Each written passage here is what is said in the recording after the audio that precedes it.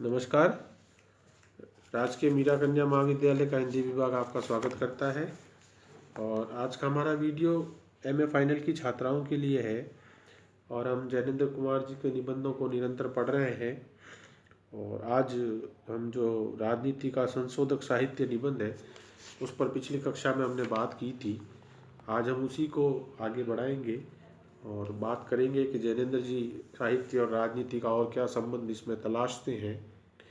जैनेंद्र कुमार लिखते हैं, जब साहित्य और राजनीति इतने निकट और संयुक्त है तब जान लेना होगा कि यदि अपने आप के प्रति सच्चे होना है और साथ ही परस्पर एक दूसरे की परिपूर्ति करना है तो उन दोनों के बीच क्या संबंध रहना चाहिए। यानी राजनीति और जब साहित्य दोनों इतने पास की चीज़ें हैं तो हमें देखना चाहिए कि इन दोनों के बीच में संबंध क्या है या इन दोनों के बीच में कैसा रिश्ता होना चाहिए। हम जानते हैं कि दोनों अपने लक्ष्य दर्शन में भिन्न पड़ जाते हैं और दोनों का जोर जीवन के विभिन्न पहलुओं पर है।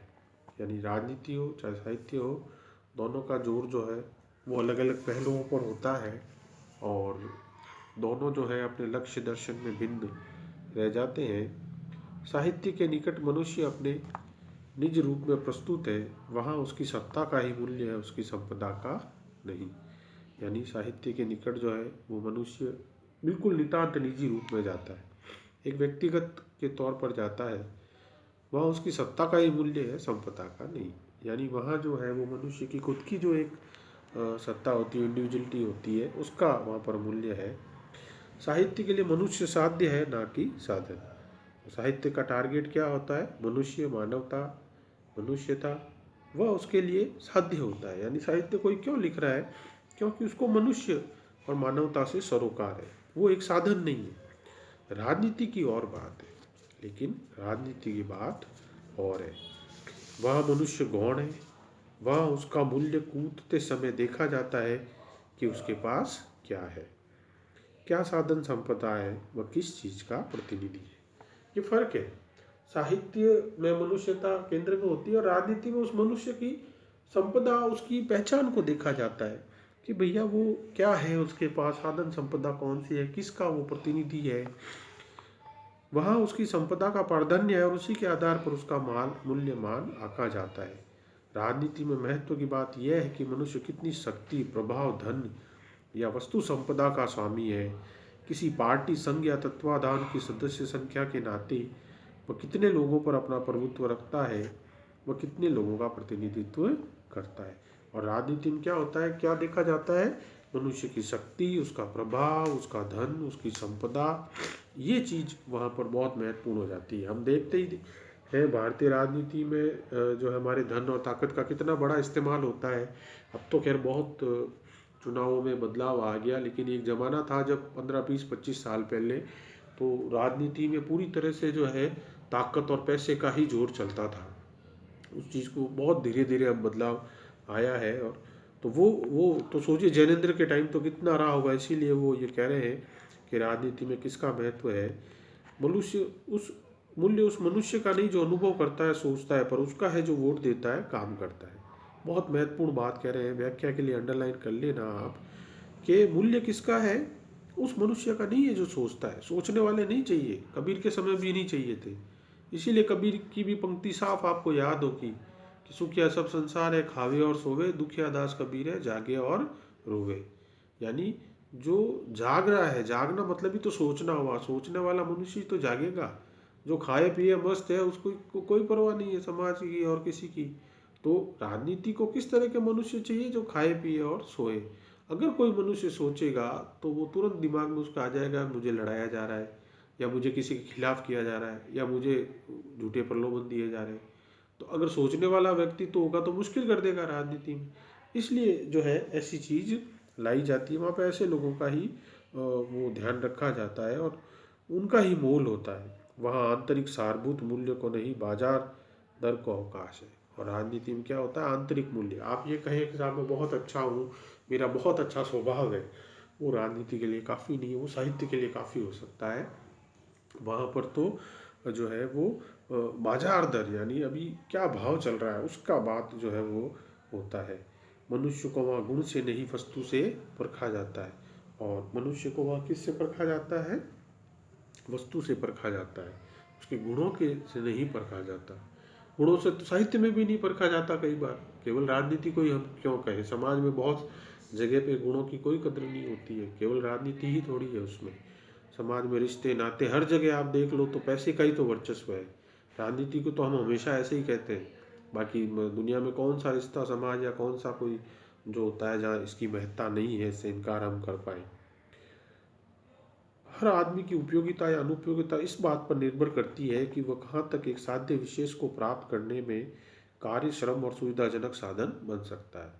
राजनीति में उसी मनुष्य का महत्व है जो यह सिद्ध करे कि वो कहाँ तक जो है सुविधाजनक साधन बन सकता है। यानी अगर किसी बड़े राजनेता को या किसी को अपना कोई काम करवाना है, भीड़ में रैली इकट्ठी करनी है या किसी भी तरह का कोई वर्क कराना है, तो उसी से तो उपयोगिता सिद्ध होगी।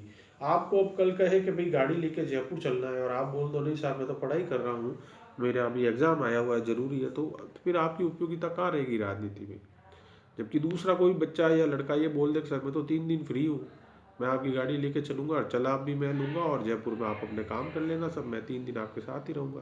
तो आप ही बताइए उपयोगिता किस मनुष्य की ज़्यादा रहेगी और किसकी कद्र होगी राजनीति में। ये वाली बात जो है वो है। राजनीति में मनुष्य की स्थिति उतने ही अंशों में न्याय है जितने अंशों में किसी सरकार या पार्टी का आज्ञाकारी सेवक हो रहता है। चूंकि साध्य वहाँ सरकार है और मनुष्य मात्र साधन है, और चूंकि साध्य ही वहाँ साधन की प्रामाणिकता के लिए पर्याप्त है, इसी से जो लोग वहाँ उस साध्य के साथ संगति नहीं साध पाते वे निरर्थक हो जाते हैं। और राजनीति में इसीलिए जो साधन होता है, जो वो सरकार होती है जो, तो वहाँ पर उन्हीं को जो नहीं साध पाता है वो फिर व्यर्थ जो है उसमें चला जाता है। फिर उसके वहाँ पर जो है कोई जो है उसकी कोई फिर सार्थकता नहीं रहती है। सीधा सीधा वहाँ काम आने वाले लोगों की ज़रूरत है, उन्हें स्थानांतरित होने का हर अवसर दिया जाता है या फिर सुरक्षा या किफ़ायत के विधान के अंतर्गत उन्हें समाप्त भी किया जा सकता है। और ऐसे लोगों को जो है वहाँ पर हर तरह का दोनों ही बातें होती है। कई बार बहुत ज़्यादा आप ज़्यादा अंदर भी चले जाते हैं तो वो भी हो जाता है। राजनीति के लिए नगण्य सी बात है। साध्य की प्राप्ति के लिए संकल्पबद्ध राजनीति के लिए साधन पर रुकना जरूरी नहीं होता। यह तो सदा लड़कर विजय प्राप्त करने के लिए सन्नद्ध रहती है, और वस्तु तो विजय का अर्थ होता है वह बाधा को निवारण कर देना, विरोधी को, शत्रु को उखाड़ फेंकना। और राजनीति जो हमेशा लड़कर किसी भी तरह से हासिल करना है, किसी भी तरह से कुर्सी चाहिए, किसी भी तरह से सत्ता हाथ में होनी चाहिए। फिर चाहे तो दुश्मन को उसको उखाड़ फेंकना पड़े या विरोधी को बदनाम करना पड़े या विरोधी का जो है कुछ भी आप मतलब अब तो कल्पना भी नहीं कर सकते एक ज़माने में क्या होता था राजनीति में और क्या मतलब जो है। तो वहाँ जीत महत्वपूर्ण है, और यही स्वभाव आप अपने सत्ता का देख लो। अपने राजा महाराजा बादशाहों की अगर आप इतिहास में जानकारियाँ पढ़ेंगे तो आपको पूरा पता चलेगा। किसी ने अपने सगे भाई को मारकर सत्ता हासिल की, किसी ने पिता को जेल में डाल दिया, किसी ने पिता को मरवा दिया, किसी ने जो है अपने किसी की मृत्यु को दंड देकर वो सत्ता प्राप्त की थी। तो राजनीति सत्ता का स्वभाव रहा है विरोधियों को रास्ते से हटाना। जितने युद्ध होते थे सोचिए आप, कल्पना कीजिए ना कि बड़े बड़े राज्य होते थे, वो एक दूसरे पर हमला करते थे, हजारों सैनिक मारे जाते उसमें, हजारों, क्या कीमत किसके लिए मारे जाते थे वो। उनमें से दोनों में से एक को किसी को सत्ता ही तो हासिल करनी होती थी।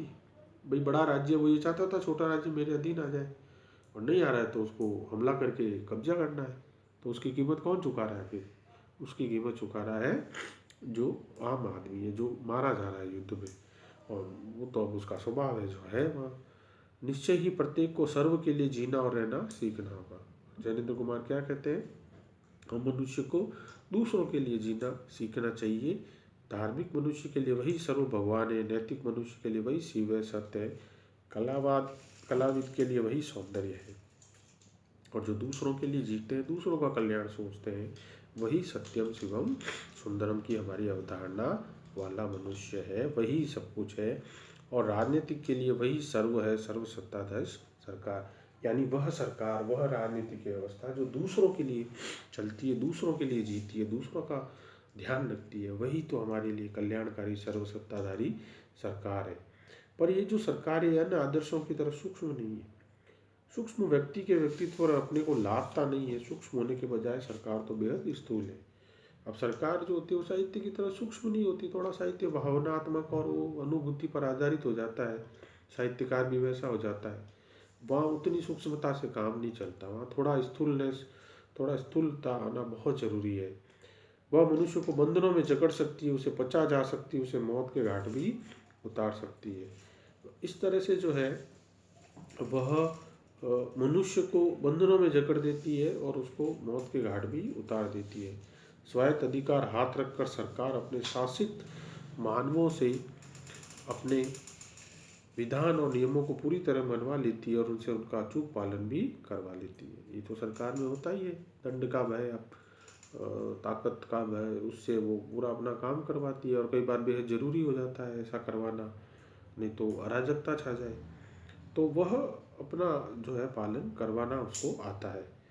अपने संगठन में वह इतनी कसकर सर्व सत्ताधीश हो उठती है कि व्यक्ति के व्यक्तित्व के स्वतंत्र विकास के लिए कोई अवकाश नहीं रहने देती।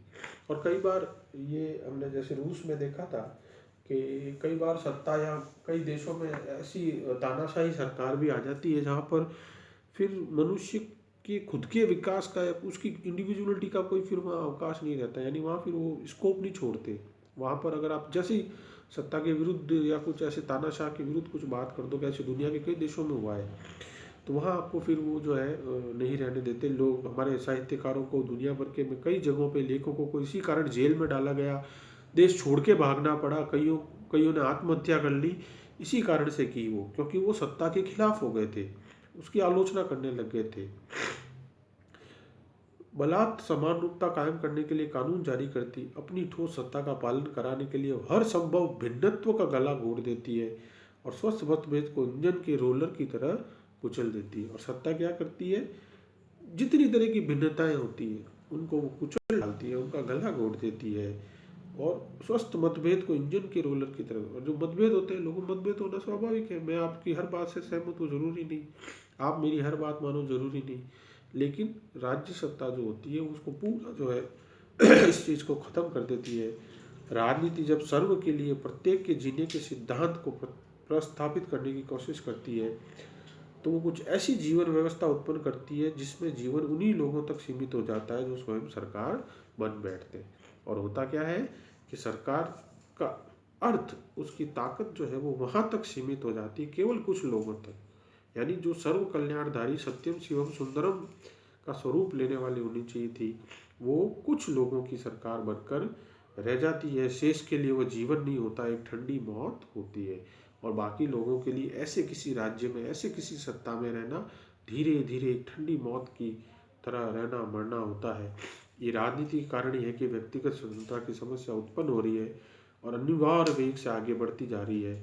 ये समस्या अनगिनत रूपों में प्रस्तुत होती है और राजनीति के कारण ही हमारे यहाँ ये व्यक्तिगत जो स्वतंत्रता की समस्या है ये उत्पन्न होती है, ऐसा जैनेन्द्र कुमार मानते हैं। और फिर आगे बढ़ती जाती है।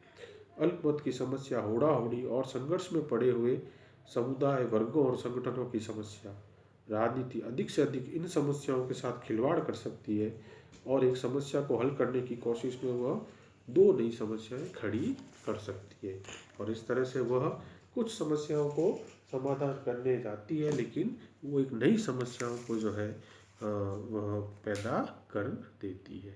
तो आज हम इतना ही अध्ययन करेंगे आगे, और जो है इस निबंध को हम और आगे पढ़ेंगे और आप और भी चीज़ों से इसकी तुलना कर सकते हैं अपने आसपास में, कहीं आप जो ऐसी बात देखते हैं तो जैनेन्द्र के विचारों को आप उनसे भी तुलना कर सकते हैं। तो आज के लिए इतना ही, धन्यवाद।